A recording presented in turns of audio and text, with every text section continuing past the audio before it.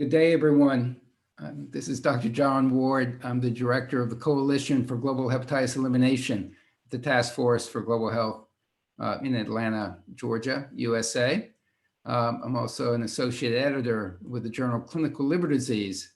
And this is our webinar series of looking at contributions to the series Innovations in Hepatitis Elimination in Clinical Liver Disease. And I'm very excited to be joined today by Dr. Hailemichael Desalegn, who has written about an assessment of non-invasive markers of liver fibrosis in patients with chronic hepatitis C in Ethiopia. Efforts to simplify testing and care is a major effort all around the world so that we can scale up testing and treatment to reach the elimination goals for hepatitis C. But how to develop feasible, simplified care practices is a challenge, particularly in sub-Saharan African countries where there's been fewer research studies to help direct best practices. So I was very excited to have Dr. Desalegn contribute the results of this assessment from St. Paul Medical College in Addis, Ababa. So let me have Dr. Desalegn join our conversation. And I'd just like if you would, give everyone on the line a little bit of a brief description of your study, why you thought it was important to do the study, and some of the results coming from it that you felt you believe are most important. Thanks so much, dear John Ward, for such excellent initiative on the Global Elimination series, and also for providing such opportunity to present and to disseminate information on viral hepatitis. So we started this program on hepatitis C virus as the global hepatitis prevalence has been estimated around 71 million, and almost 1/6 of this has been in the sub-Saharan African communities. And part of these sub-Saharan communities is one in Ethiopia, which I've been doing the study, which I've done the study was also in Ethiopia, with a population of nearly 114 million. The estimated prevalence from the meta-analysis was around 3.1%. So there is a huge burden of possible hepatitis C virus infection that need treatment. But we have seen that in the Western world, the test and treat approach, especially after the curative treatments has been available, this has been successful in the Western world or in developed countries. But when you come to our country, even I have seen patients who have hepatitis C within families or who have hepatitis C and who cannot afford such kind of treatment because the treatment is still costly, it's not subsidized, and also all patients are paying out of pocket for both the viral load tests and also for the drug cost. So we need to prioritize which patients need early therapy that could be also to the individual level and also as a national level, because the DA treatments are not subsidized and patients cannot afford. So for such, as a national and as an individual level, we need to prioritize treatment for such kind of patients. So with this aspect, we try to see which patients might need early treatment. So we have seen that fibrosis assessment needs, as a gold standard, a liver biopsy. And liver biopsy, based on the different studies, we have seen that it's not feasible as there is a big inter and intra-observer variability, and it's costly, and it's also an invasive measure. And the other option that had been recommended by WHO, we have seen that transient elastography is an option, but the problem with the transient elastography is it's expensive and it's not still widely available. So we were shifting to use the non-invasive tests that depend on the lab-based tests.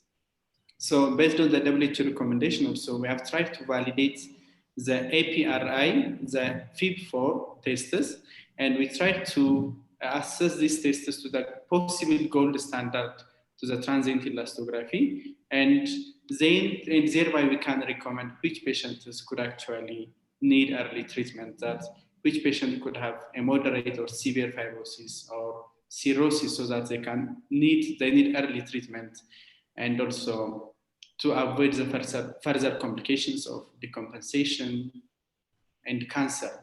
If we treat them early, we can avoid all those, and the other important thing is we can cure them. So we want to see such patients to assess a non-invasive marker. So as a methodology, we used the APRI cutoff that the WHO recommended, and also other international guidelines. We tried to use a cutoff at 0.5 and also at a level of 1. So we have seen the different cutoffs, 0.5, 1, 1.5, and 2 at different cutoffs. And for cirrhosis, we used the lower threshold 1 and 2. And for the assessment of this moderate to severe fibrosis, we use a cutoffs 0.5 and 1.5. And try to assess the precision model by assessing the sensitivity, specificity, positive and negative predictive values. And also we measure the ROG curves. And when you do such studies, we have seen that WHO recommended labels at a higher cutoff. Actually, such tests, especially the APRI, was having a very poor sensitivity. And for a curative treatment like hepatitis C virus, having a poor sensitivity, it's really bad, because hepatitis C treatment is curative, and if it has a low sensitivity, we are missing patients that need of treatment. So when we are using a lower cutoff value of APRI at 1, the sensitivity has markedly improved, and the outlook of as you can see in the study, the outlook was around 0.90. So with a better outlook and a sensitivity of around 77%, specificity more than 90%, with a ROC of 0.19, we can for sure say that APRI as cutoff of 1 could have a better diagnostic capability for cirrhosis, a better diagnostic precision. So the lower cutoff of 0.5 also was for assessing significant fibrosis, was also found to be better in this assessment. We have found also with this a better sensitivity and specificity at a cutoff of 0.5. So the lower thresholds that had been advocated by the WHO were good compared to the higher thresholds, which are 1 and 2 for significant fibrosis and cirrhosis respectively. So we want to show that if you are trying to, if you are trying to use these non-invasive tests that are important for resource-limited settings, because they are lab-based, and the lower thresholds recommended by WHO have a better sensitivity and ROC curves. And we also want to show that when guidelines, like international guidelines, like WHO, when they are trying to guide other countries, they may recommend countries to use their own data or studies, because we have seen that this has also happened in hepatitis B. So because many of the studies were Asians, as you know, and Caucasians, and there might be also some biological difference, and this might not just extrapolated to the African setup, as has been seen also in our study in hepatitis B virus. Very good. For those of you on the call, we have a Q&A box that you can access by scrolling to the bottom of your screen, and please pose some questions, which I'm happy to pass along during our conversation. It's a very interesting study. It struck me that sensitivity is particularly important here for hepatitis C treatment decisions, given the excellent safety profile of therapies. You're really most interested, I would think, in identifying those persons who have advanced fibrosis or cirrhosis, so that you can treat them early enough so they do not have a ongoing risk of liver cancer, because you did not catch their infection quickly enough to prevent that fibrosis that puts them at risk for liver cancer in the future. Do you agree with that assessment, or how do you view these sensitivity, specificity, balance. Yes, you're right. So in such kind of therapy for Hep C associated, we hear there are drugs with a good safety profile and also with a curative intent of more than 90%. We should not miss patients that are in need of therapy. So if the test has a low sensitivity, this may tell us that patients with cirrhosis, for example, will be, if you are using the cutoff of 2 and the sensitivity is around 30%, so in that case, we are missing almost 70% of patients in need of therapy. So that means we are letting the disease to progress to decompensation and cancer. And this is not affordable actually in low and middle income countries, also in other setups. So the sensitivity is very important in this regard. We may not push the sensitivity in favor of specificity that may incur costs and additional costs if we are also aiming specificity.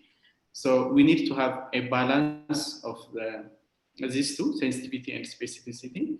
And with the APRI cutoff, as we have shown that it was really a reasonable sensitivity and specificity, as you can see in the figure. So with this cutoff, it's important rather than having a sensitivity and specificity which are actually lower than 50%. That's really a bad test. Right, right. There have been some other studies looking at FIB4 and APRI scoring for hepatitis C patients in Africa. So how do the results of your study compare to some other studies that have been conducted in Africa? Okay, thank you. So for the APRI, I have also studied as in the hepatitis B. So we ran a big hepatitis B cohorts in Ethiopia. We have around 1,300 patients that we are following in collaboration with Oslo University Hospital. So with this, we have also tried to assess the APRI in relation to the gold standard that we have used, which is the transient elastography, and some other studies also in Gambia, which have also used assess the APRI sensitivity. So we have seen that the APRI at a cutoff 2 has had a sensitivity of around 25% in our cohorts, around 10% to 25%. 25% were studies from the Prolifica team in the Gambia. So APRI as a cutoff 2 had really low sensitivity in the African setup. We have seen in the Prolifica study in the West Africa and also in our setup. So it was around 10% to 25% at a cutoff 2, also for the hepatitis B studies.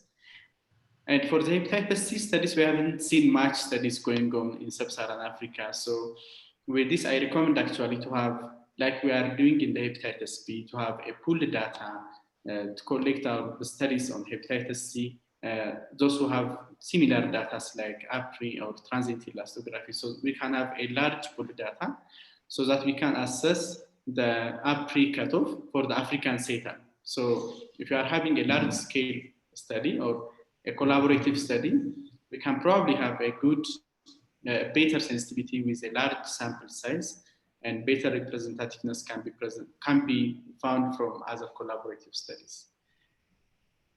Thank you. So in your own practice, perhaps because you're at St. Paul's and you have access to FibroScan, perhaps you continue to use that, but do you feel like the data are strong enough for you to change your own practice, or do you feel like more data are needed before you begin to make this a routine care option? Yeah, and this is an important study to be taken for my practice and also for other low and middle income countries or those who can't afford test and treat approach for the hepatitis C.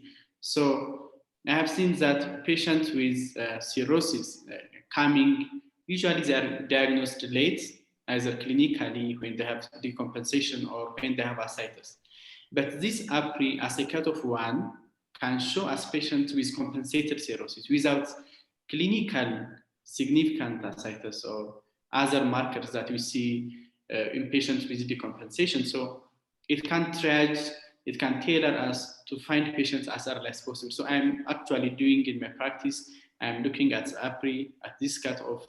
But when the cutoff is increased, like 2, patients are actually having a severe disease and decompensation. So we want to avoid that. If you want to avoid that, we need to have a lower cutoff and a better sensitivity. So I'm actually using that.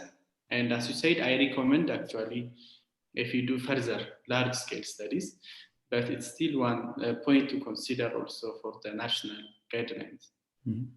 Thank you. I know a number of gastroenterologists, hepatologists in Ethiopia. I know you have a very strong professional association there. So I know you have a number of specialists who are providing good care. And I say that just I'm interested in how much is hepatitis C becoming a treatment that more primary care clinicians can provide, or is it still for some of the barriers that you mentioned at the start of our program, such as patients having to pay for treatments and care? It's still a specialist, specialist managed disease, or do you think it's trending or becoming, in part by some of the results of the study that you just published, can be managed by primary care physicians in Ethiopia? Yeah, thank you for that. I think such kind of platforms and increasing awareness are important, especially when you talk about hepatitis C, because patients with hepatitis C, as I have said, the meta-analysis have shown that 3.1%. So if we increase the awareness to the frontline workers or to the primary clinicians, and they are able to screen more patients, we will get actually more patients in before they have like cirrhosis or the decompensation. One big problem is there is no strong like commitment, or like I have seen the support from the Ministry of Health, but that's not substantiated like with a partner support. As you have seen, these partners has been supporting different programs, HIV, malaria, TB.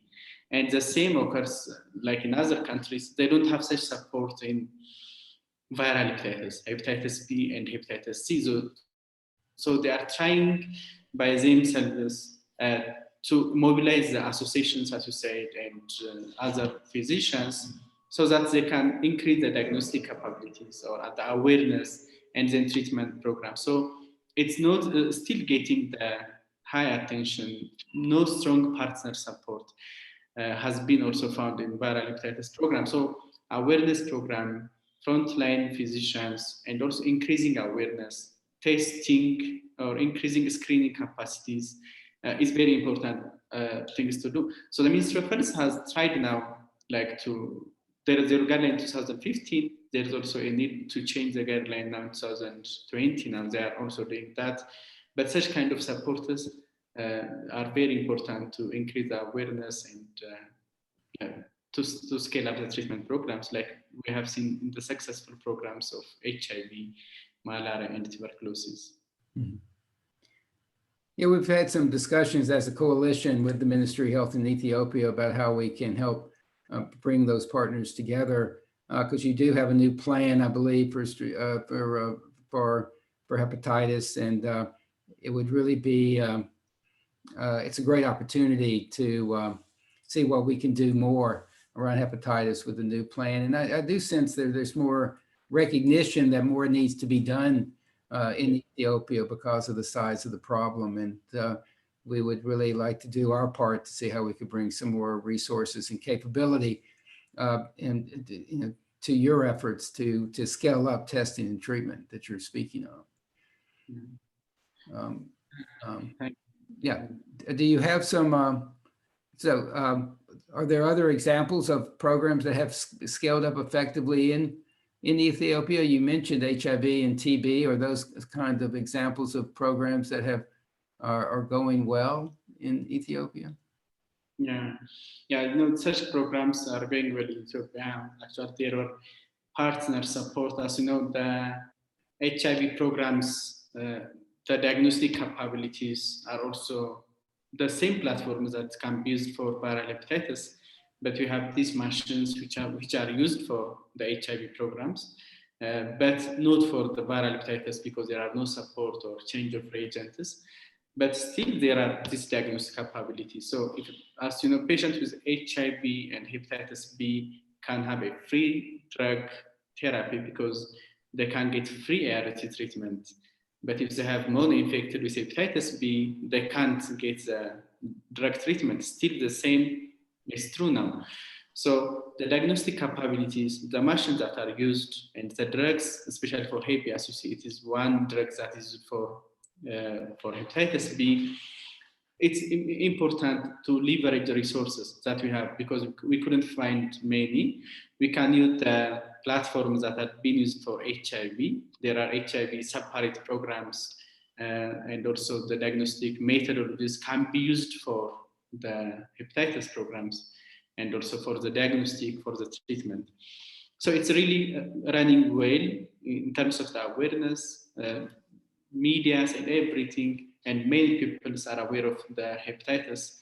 And in one of the interviews, I was giving a live interview, one patient came and she said, because of the poor awareness, she told me that she can like openly say she has HIV, but not hepatitis. She was co-infected, unfortunately, but she told me that she can openly say she has HIV, but not hepatitis B. So still the awareness of the public, like this discrimination and stigma is still there because of poor awareness with the hepatitis program. So the HIV program is really well known by the public because of such supporters, but not hepatitis. Mm-hmm. Thank you. Just have us a full appreciation about how large is your practice? About how many patients with hepatitis C, in this case, are you caring for? And are there a large number that you feel like actually could benefit from treatment, but because of these cost barriers are not receiving it? Yeah, so as I've said, the hepatitis C, the diagnostic cost is expensive. Like they should pay around Ethiopian dollar, it could be around 35 USD. I mean, I need to check the calculations, but usually they pay such kind of amount of money still now for hepatitis C viral treatments, starting from the antibody. And when they need the viral load, the cost will be increased. It could be around 350 USD for the viral load and genotype. One big problem is that cause the diagnostic capability is not available here, and most laboratories send the specimens abroad to India, mainly to India and also to Germany. And once the COVID comes, and that become a big problem, as the Ethiopian Airlines that they have been using cannot ship the samples. And even now, I have many patients actually who didn't get their viral load or genotype assay, as RNA tests are important. In our country, it's difficult to treat based on the antibody test. We need the RNA test. I have seen that many patients who have antibody positive are RNA negative that could be due to just the antibody exposure.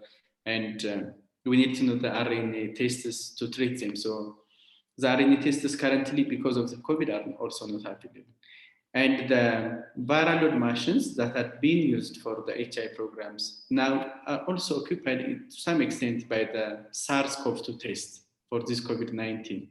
So this also affected the diagnostic capabilities.